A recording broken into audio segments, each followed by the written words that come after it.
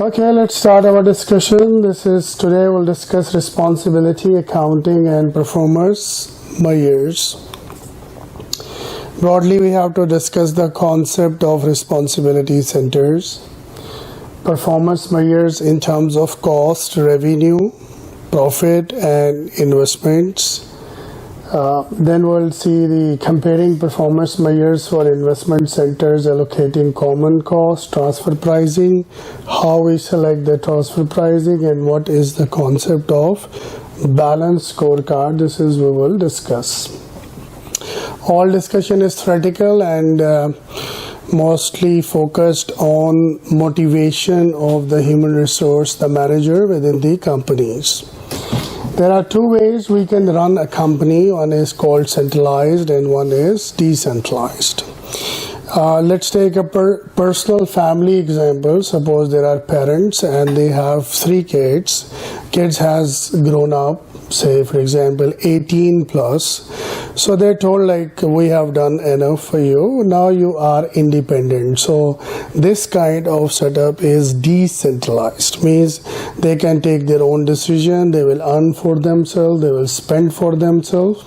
Opposite, we have a centralized system. Same example, these 3 kids will be guided by the parents and they will be funded by the parents, and parents will decide what to do, how to do, where to do. So this is centralized. Same in commercial perspective. If you are a company in UAE and your head office is in US, so keeping in view, if all decisions you have to take approval from USA, means you are a centralized control system. You have no powers within the countries. You have to always go back to your head office. But if head office has allocated some powers, some decisions you can take by your own self, this style of management is called decentralization. Both has advantages and disadvantages in themselves.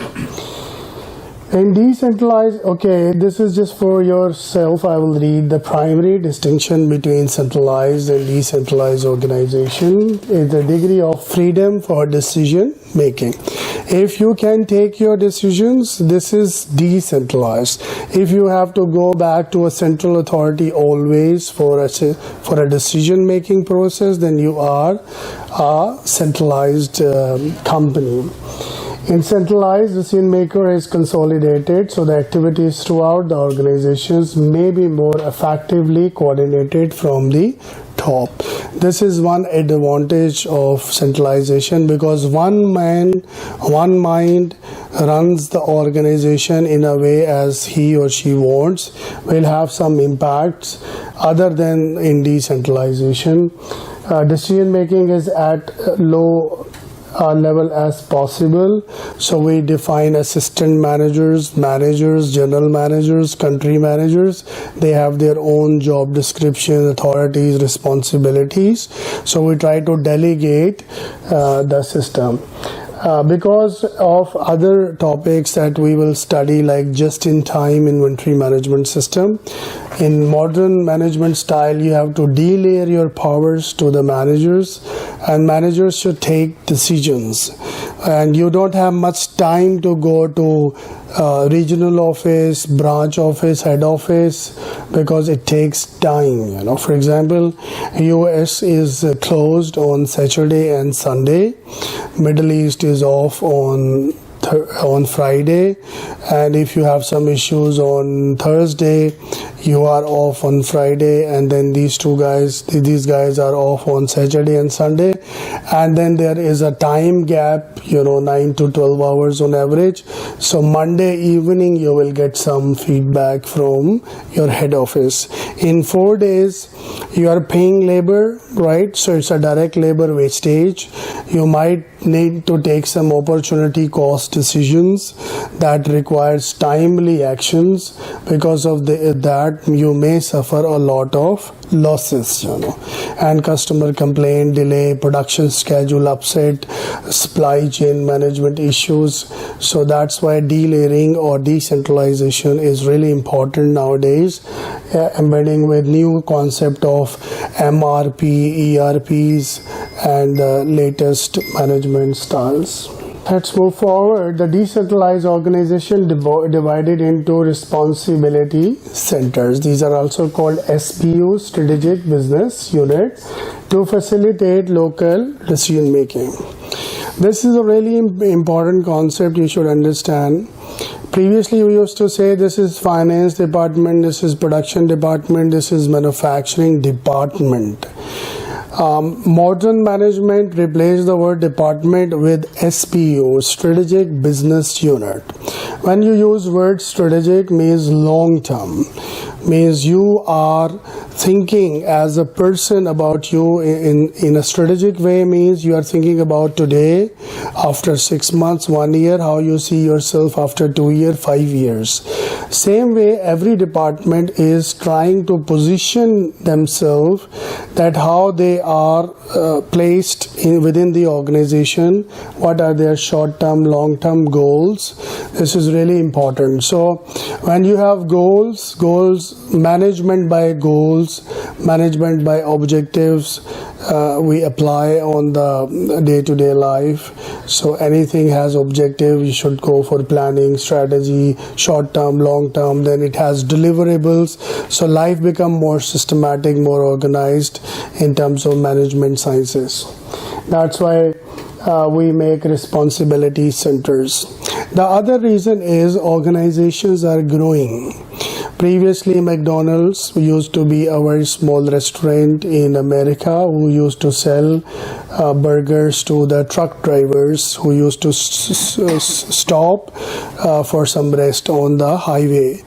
But once it grows, now we have McDonald's all over the world. Even one country has lot of McDonald's branches.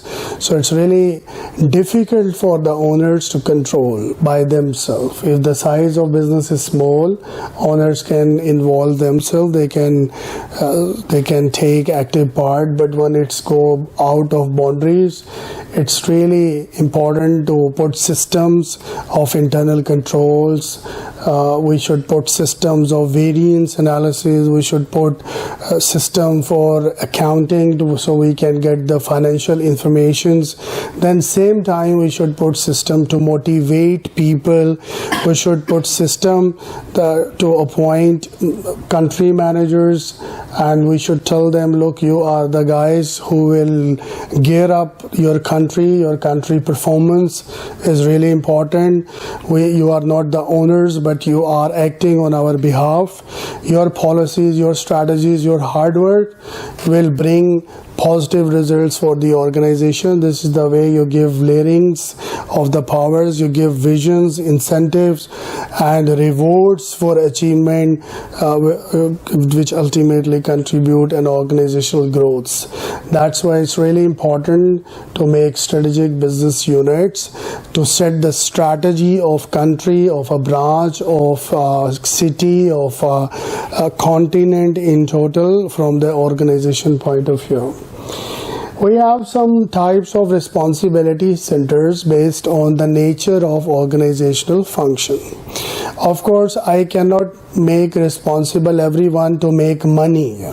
Money will be generated from sales department. I can tell them, okay, you are responsible for bringing sales to the company. But if it is an engineering department in production, I cannot tell them, look, bring money. They have no contact with the external market. But I can push them to save cost. Right, so we make people responsible for cost. This is cost center. We make people responsible for revenue or sales. This is sales center. In accounting, if you take your sales, you minus with your cost, it become a profit. So we make people responsible for profit center. Example is departmental stores. They have different sections like computer, electronics, grocery, and other clothings. So So every department is calculating its profit and loss income statement, and the management is analyzing that which department is